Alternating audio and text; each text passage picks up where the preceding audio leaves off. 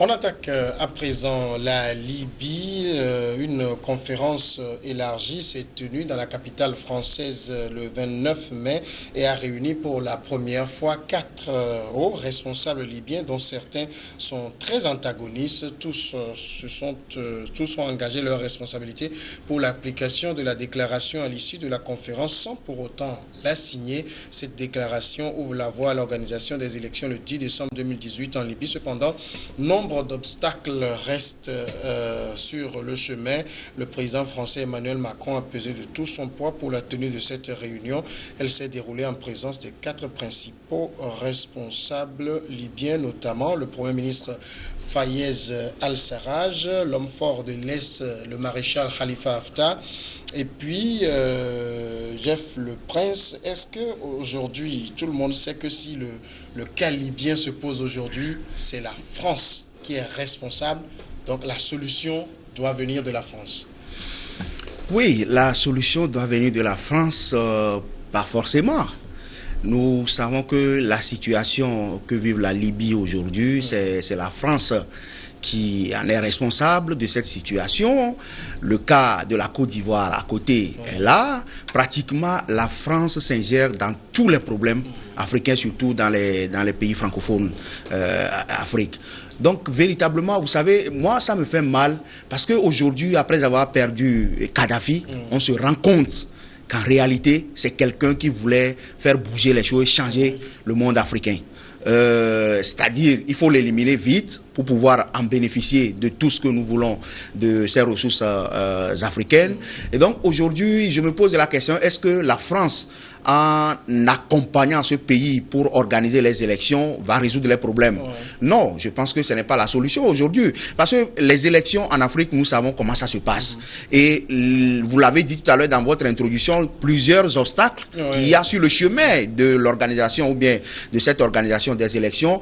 Est-ce qu'il ne va pas falloir aplanir ces problèmes, régler ces problèmes d'abord pour pouvoir amener le peuple libyen à aller aux élections, à une élection apaisée, transparente et acceptée par tous? Malheureusement, la France est en train de dicter encore sa loi à la Libye. Donc, quitte aux responsables de la Libye maintenant de prendre les responsabilités pour voir est-ce qu'il est important d'organiser les élections dans ces conditions pour ne plus en créer d'autres problèmes que ce pays vit encore. On reviendra tout à l'heure sur l'aspect élection, mais que la solution vienne de Paris. Qu'est-ce que vous en dites, Pasteur? Non, c'est irréaliste. Pour moi, ça ne sert à rien. Même si c'est la France qui a mis le feu, comme elle sait très bien le faire en Afrique, mettre le feu partout, et puis finalement, elle vient se faire pyromane. Hein?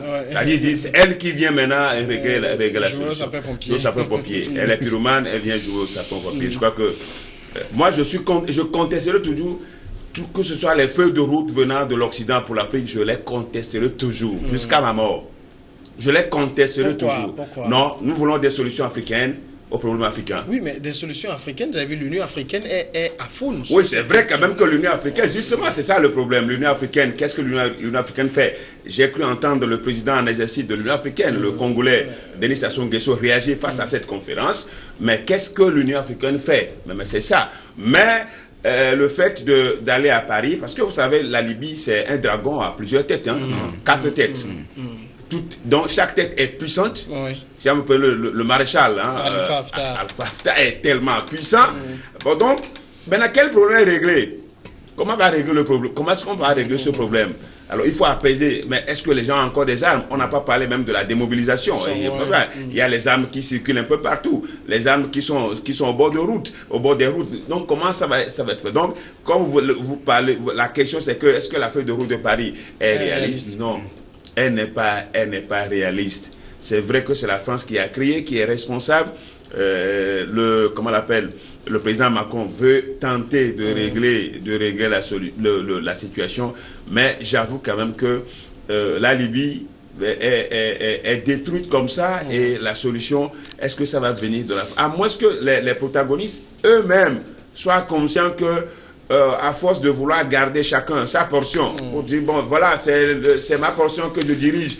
Est-ce que ça c'est l'intérêt du peuple libyen? C'est à moins que ces gens-là, ces protagonistes-là prennent conscience de la chose. Sinon là où on en est, l'accord, la feuille de route de Paris, moi je crois que ce n'est qu'un feu de un feu de paille qui n'a pas grand-chose à faire. Vous allez voir ces gens retourner encore dans leur base respective et contester ce qui est fait. C'est pas force. C'est pas force qu'on a pu rassembler. On a pu rassembler on a pu rassembler les cadres. La question que je vais poser à Jeff Le Prince, est-ce que ce n'est pas déjà un exploit que de réussir à mettre ces 4 personnalités, surtout Fayez El-Sarraj, le Premier ministre du gouvernement reconnu par la communauté internationale, et le maréchal Haftar? C'est déjà un exploit. Oui, un exploit. Bon, on peut considérer que c'est un exploit, mais est-ce que c'est ça qui résout le problème? Est-ce que c'est ça qui donne la solution au problème? Donc le problème est là, et comme le pasteur l'a dit tout à l'heure, est-ce que chacun ne se cache pas derrière ses intérêts pour pouvoir garder encore sa position malgré cette sortie publique pour dire que bon, ok, ça semble aller. Malheureusement, derrière, je pense que ce n'est pas le cas. Malheureusement, c'est pas le cas. Surtout le fait que la déclaration n'ait pas été signée. Oui, la déclaration n'est pas signée, mais vous savez, quand vous participez à ces genres de rencontres, et même si vous ne signez pas, on parle à votre nom, pour dire justement que vous avez signé. Prenez le cas du Togo, où le règlement de l'accord, on a pris acte, les gens n'ont pas signé, mais aujourd'hui, ça s'impose à tout le monde. Nous en avons assez en africain, mais dès qu'on signe, on retourne. Mais c'est clair. Donc aujourd'hui, je pense que la Libye doit reposer le problème autrement entre Libyens. Oui. Et le problème africain, c'est vrai que on ne vit pas en autarcie. Il faut toujours faire appel à d'autres personnes pour pouvoir apporter des approches de solutions. Mais il faut que les protagonistes sur le terrain s'acceptent et acceptent aller en avant et évoluer. Sinon, c'est vrai que la solution peut venir d'ailleurs, mais si nous avons des idées cachées, c'est vrai que ça ne marchera pas. Ça ne marchera pas. Vous savez, cette solution-là ne peut que profiter qu'à la France. La France connaît ses intérêts. En faisant tout ça là, la France sait que ses intérêts sont toujours en Libye, comme Sarkozy en a profité. Donc, dire aujourd'hui que on a pu rassembler les protagonistes, c'est un exploit. Ben, moi, c'est un exploit fictif. C'est imaginer cette affaire-là, ça ne peut pas. Comme je l'ai dit, c'est un feu de paille. Vous allez voir les prochains jours ce qui va se passer encore en Libye. On ne le souhaite pas, mais c'est ce qui va se passer. Tout ce que nous disons là, les difficultés qu'on évoque, le président Emmanuel Macron doit en être conscient. Oui, mais puisque vous avez un pays aujourd'hui qui n'a pas de constitution, est-ce que la Libye a une constitution? Non, c'était le livre vert de Kadhafi. De Kadhafi. Mais aujourd'hui, on n'a même pas une constitution. Alors, il n'y a pas même un cadre électoral. Comment est-ce qu'on ira le 10 décembre, comment est-ce qu'on ira à ces élections sans constitution? Alors, est-ce qu'il y aura des formules de circonstances, des principes je ne sais pas, dans quel cadre on va aller aux élections?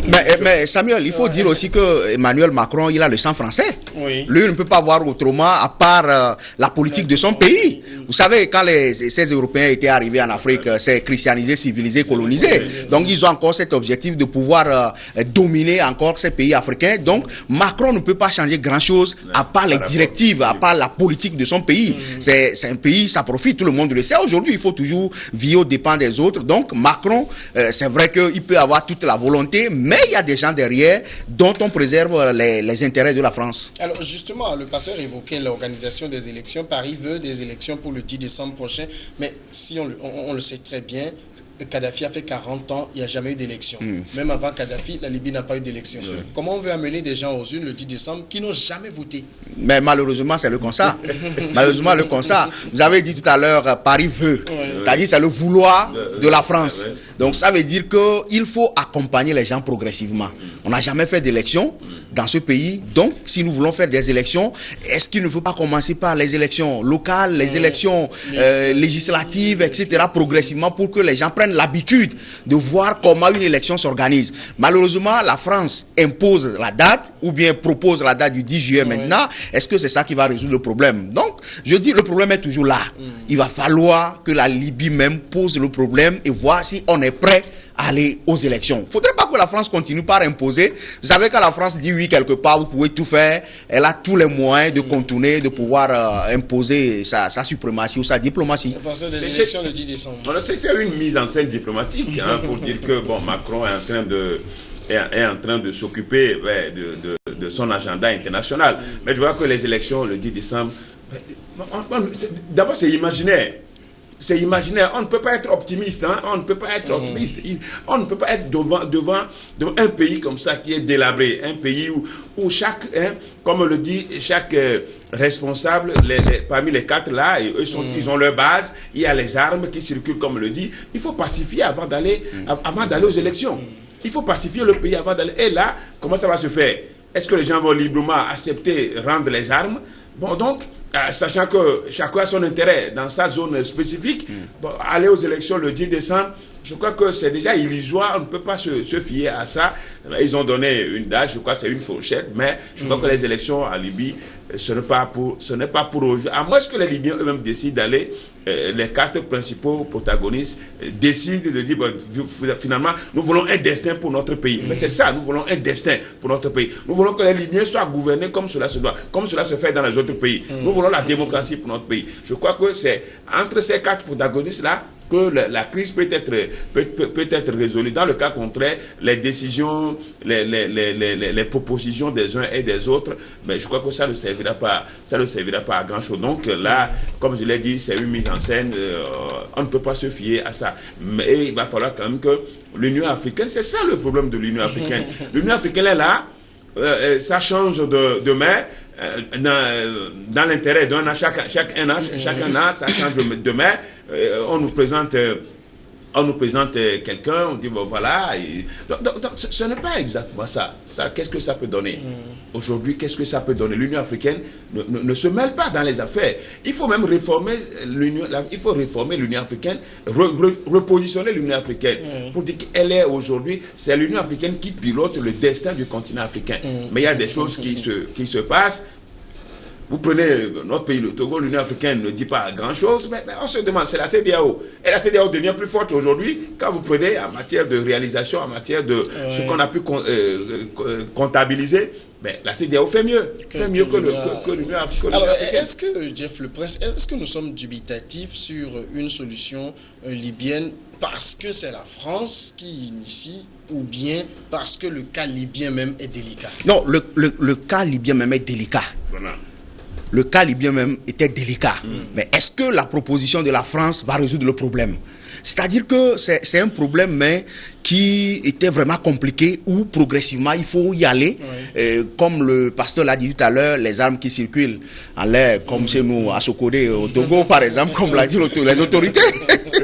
Donc ça veut dire justement que il faut mettre la balle à terre, apaiser la population, amener les gens à comprendre qu'à un moment de la vie, il faut laisser les armes. C'est-à-dire, il faut s'embrasser, il faut dire, nous avons assez fait, maintenant, nous devons faire face à notre situation pour le développement de notre vie, pour préparer l'avenir. Mais si cela n'est pas fait, quelle proposition qui pourra venir du meilleur de la Maison Blanche, ça ne passera pas. C'est-à-dire que le pays libyen même a un problème. Il y a un problème au cœur même du pays. Alors, si la France vient encore proposer des choses, je pense que ça risque de compliquer la tâche aux Libyens, parce que nous savons un peu le rôle que la France a joué dans cette situation. Donc, il va falloir aujourd'hui que les Libyens même, ou bien les protagonistes, essaient de se comprendre pour dire qu'est-ce que nous voulons pour notre pays. Justement, par rapport à la CEDEAO, je pense que c'est une association de copains et de copinage, parce que, sérieusement, est-ce que l'Union africaine, je voulais parler de l'Union africaine, est-ce que véritablement l'Union africaine voudrait apporter la solution aux problèmes africains? Ou bien on se retrouve, on prend du champagne, on danse, on invite les groupes africains pour venir danser au plaisir des présidents et on revient. Mais je pense que c'est un groupe de copains où l'autre fait. Mais si on n'arrive pas à le protéger, quand mon tour sera là, comment est-ce qu'on peut me protéger? Donc ça veut dire que l'Union africaine, pour pour moi, il faut la réformer. Il faut revoir les tests de l'Union africaine pour les adapter à la situation actuelle et savoir s'imposer sur le terrain. Si ce n'est pas le cas, c'est vrai que nous allons créer l'Union africaine. Il faut voir les décisions que l'Union africaine a l'habitude de prendre. C'est-à-dire, l'autre va dire, mais lui, il a fait, qu'est-ce que vous avez pu faire et qu'est-ce que vous voulez me faire? Donc, des décisions gauche qui n'arrangent pas. Donc, aujourd'hui, il faut réformer l'Union africaine, les tests pour les adapter à la situation actuelle. De l'organisation de l'unité africaine à l'Union africaine, qu'est-ce qui a changé? Le nom. Le nom, juste c'est le nom. De l'OUA à l'UA. Mais qu'est-ce que c'est juste des changements de nom. En fait, au fin fond, il n'y a pas grand-chose. Rien n'a changé. C'est toujours la suite logique. Mais si c'est illogique de l'organisation de l'unité africaine. Donc, comme on l'a dit... Mais sur le cas libyen, est-ce que l'Union africaine peut quelque chose dans la mesure où, on n'oublie pas, Sarkozy était l'un des principaux financiers de l'UA. Donc, la Libye est la vache à lait de l'UA. Qu'est-ce qu'elle peut aller dire aux Libyens aujourd'hui? Non, mais est-ce qu'il faut prendre la chose comme ça? En fait, moi, ce que... réellement... Il y a un prestige libyen derrière aussi. Non, je comprends qu'il y a un prestige libyen, mais tout ça là, c'est pourquoi nous parlons de la complicité du cas libyen, qui ne peut être résolu que par la décision interne des Libyens même. Parce que les Libyens doivent se sentir frustrés aujourd'hui quand ils voient les autres pays, comment la gouvernance dans les autres pays. Je crois qu'il y a ça aussi, hein. Ils doivent être frustrés. Comment on gouverne, par exemple, des pays à côté? Au moins, quand même, il y a des chefs d'État, il y a des gouvernements, il y a des ministres, il y a tout ça. Par rapport à nous, qu'est-ce que nous sommes? C'est ce qu'ils ont voulu en faisant la révolution, en chassant Kadhafi, mais ils voient le résultat aujourd'hui. Et ils se disent qu'on aurait préféré rester avec Kadhafi. Justement, parce que les quatre protagonistes là, s'ils aimaient vraiment la Libye, ils ne devaient pas se déplacer pour aller à Paris. Parce que l'origine... Ils étaient à Paris pour parler de la Libye. L'origine de leur mal, c'est là. L'origine de leur mal, c'est ça. Ça veut dire, finalement, la question que j'avais posée à Jeff, pour vous, c'est parce que c'est Paris qui a le problème. Non, ce n'est pas Paris. Mais il y a la complicité du cas libyen, mais il y a aussi quand même... Il ne faut pas l'ignorer. Il ne faut pas l'ignorer parce que Paris a joué un grand rôle. Un grand rôle dans la déconfiture. La déconfiture de la Libye aujourd'hui. Bon, donc voilà, c'est la complicité. Mais nous disons... Les pays africains aussi peuvent jouer un rôle pour appeler les amis, le pays que vous dirigez là, ce n'est plus un pays. Et pourquoi déplacer un problème africain jusqu'à Paris? Jusqu'à Paris. Et c'est Macron qui ne se déplace pas vers Libye pour échanger avec eux. Mais on fait déplacer plutôt les autorités libyennes pour aller à Paris. Voilà ça. C'est ça la néocolonisation que nous continuons pas à contester. Hein. Ben voilà, donc c'est la situation. Dans le cas libyen aujourd'hui, il faut quand même que les chefs d'État d'Afrique se réveillent pour dire non, ce qui se passe en Libye, ce n'est pas normal. Appeler les quatre organismes pour dire, mes amis, mais le pays est à vous. Essayez quand même, choisissez un mode de gouvernement. Choisissez un mode de gouvernement, parce que nous sommes au 21e siècle. La Libye ne va pas continuer, parce que nous comptons sur la Libye. Nous comptons sur la Libye. Dans le cas, c'est-à-dire dans le continent africain, la Libye a un rôle à jouer. Donc voilà, c'est ça. Nous devons nous inspirer de la situation libyenne aujourd'hui pour dire justement que les pays africains, si nous pensons qu'un chef d'État ne fait pas bien et que la rue ou bien la population, avec la complicité des étrangers ou des occidentaux pour renvoyer un chef d'État au pouvoir, il faut voir les conséquences. Nous avons posé le problème la fois dernière. Il faut voir le Burkina, il n'y a pas la paix. Il faut voir la Côte d'Ivoire, il n'y a pas la paix. Donc, les Africains doivent prendre conscience et donner la garantie nécessaire aux chefs d'État qui sont au pouvoir pour pouvoir les amener à comprendre une situation qu'on ne peut pas demeurer éternellement au pouvoir. Mais le faire d'une manière stratégique, à faire comprendre, rassurer l'autre aussi. Sinon, si ce n'est pas le cas aujourd'hui, on réclame et Kadhafi, qu'on a tué. Et les gens ont crié, il faut voir les conditions que Kadhafi a créées aux étudiants. Il faut voir les conditions que Kadhafi a créées. C'est vrai que ce n'est pas toujours la rose, mais les gens appréciaient quand même sa gouvernance. Où il disait même que tous les pays africains n'ont qu'à venir prêter de l'argent au niveau de la Libye pour pays doivent à la Libye. Tout à fait. Beaucoup de pays doivent à la Libye aujourd'hui. Et donc, c'est quelqu'un qui avait une vision de pouvoir changer l'Afrique. Mais les Blancs ont vite vu qu'est-ce qu'il faut faire pour l'éliminer. C'est ça, le nationaliste Gbagbo aussi qui est en train de souffrir également. Kadhafi aurait pu quand même donner la liberté d'expression aux Libyens. Essayer de faire même, pourquoi pas susciter lui-même des opposants. Il pouvait susciter lui-même, oui bien sûr. Il a les moyens, il peut susciter son propre opposant, mais qui le dérange. Pourtant, bon, au moins là, on va dire au moins qu'il y a un opposant quand même. Il y a de l'opposition, mais il n'y a pas tout ça là. Mais c'est vrai qu'il faut lui reprocher beaucoup de choses. Mais sur le plan social, c'est vrai qu'aujourd'hui, on est en train de le réclamer. L'Afrique serait tout à fait. Si Kadhafi est... Alors, justement, je pense que chacun semble évoquer une solution à la libyenne au problème. Mais est-ce que les Libyens sont unis? Parce que n'oublions pas que c'est un pays dominé par des tribus qui ont toujours été rivaux et que la révolution kadhafiste a permis quand même à ces tribus de taire leurs divergences sans pour autant les régler. Aujourd'hui, peut-être ce qui arrive n'est que la normale. Oui, vous savez, c'est la politique moderne aussi, c'est les limites de la politique moderne. Parce qu'en Afrique, quand il y a un problème, on arrive à trouver la cause et apporter des solutions à ces problèmes. Malheureusement, la politique moderne, soit on a la suprématie, on a la force, on s'impose, on dit ça suffit comme ça, mais le problème persiste en soi, parce que c'est un problème historique, comme tu as dit, avec les tribus. Aujourd'hui, quand vous prenez le Rwanda, est-ce que tout est terminé totalement entre les Hutus et les Tutsis? Donc, le Burundi. Oui, tout à fait. Donc, ces problèmes demeurent. Si la politique moderne ou bien la politique occidentale arrive à s'imposer par rapport à ça, tôt ou tard, après des décennies, ça va toujours surgir. Donc, je pense que c'est les problèmes auxquels sont confrontés aujourd'hui. C'est pourquoi nous disons justement de poser le problème autrement, de poser le problème comme problème libyen, comme problème africain, et de pouvoir faire l'autopsie des problèmes et trouver les solutions idoines. Sinon, si nous voulons aller sur le plan politique, je pense que ça va toujours demeurer et ça n'apportera pas grand-chose. C'est ça la solution, pasteur? Non, mais c'est vrai quand même, quand vous remontez un peu à l'histoire, au partage de l'Afrique, du gâteau africain, et selon le bon plaisir du colon, en mettant des tribus rivales dans un même pays. Et c'est ça aujourd'hui, c'est ça le problème.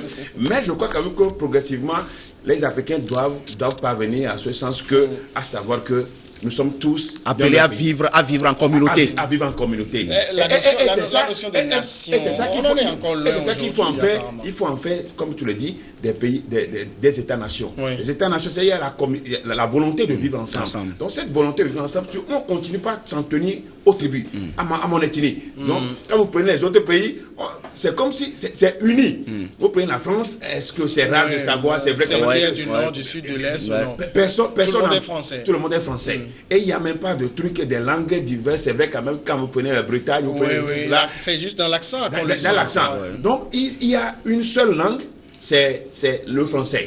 Mais nous aujourd'hui, vous voyez, moi, je suis avec toi, quelqu'un vire en même temps dans un autre, juste pour nous éblouir. Et puis je ne sais pas ce qu'il est en train de dire. Même dans l'administration. Et surtout que quand il s'agit, quand on le fait comme ça, c'est-à-dire qu'on veut te faire cacher quelque chose. Il y a quelque chose qu'on veut pas que tu saches. Donc on vire dans un autre dialecte. Tu vois, c'est ça le problème. Donc, je crois que, mais quand même, ça ne va pas continuer éternellement. Nous n'allons pas continuer à vivre éternellement dans ces conflits, dans ces conflits ethniques. Donc, il va falloir que nous évoluions et finalement parvenir comme on le dit, à des nations où il y a la volonté de vivre ensemble, quelles que soient nos appartenances ethniques. Merci. On marque maintenant la grande pause et on va suivre le journal et après revenir évoquer le Zimbabwe.